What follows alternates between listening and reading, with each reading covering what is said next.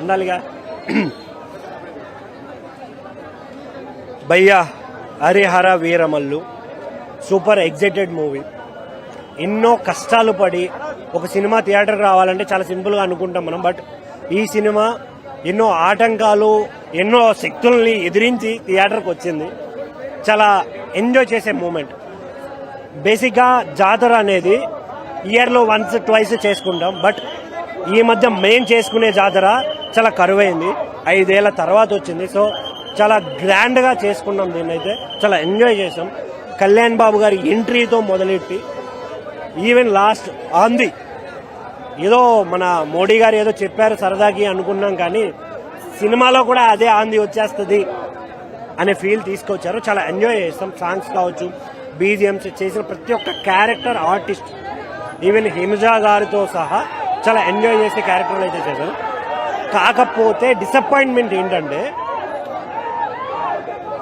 క్రిష్ గారు డైరెక్ట్ చేసిన సినిమా ఏదైతే ఉంది ఫస్ట్ హాఫ్ చాలా ఎంజాయ్ చేసే సినిమా, చాలా బాగుంది, చాలా ఎగ్జైట్మెంట్ క్రియేట్ చేసింది.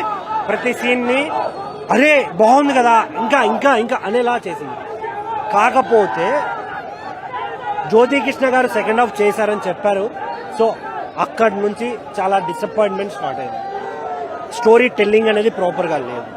ఏదో ఇక్కడ ఏదో పెట్టాలి కదా, ఇక్కడ ఏదో పెట్టాలి కదా అని పెట్టారు, ఇక్కడ ఏదో చేయాలి కదా చేశారు అనే ఫీలింగ్ వస్తుంది.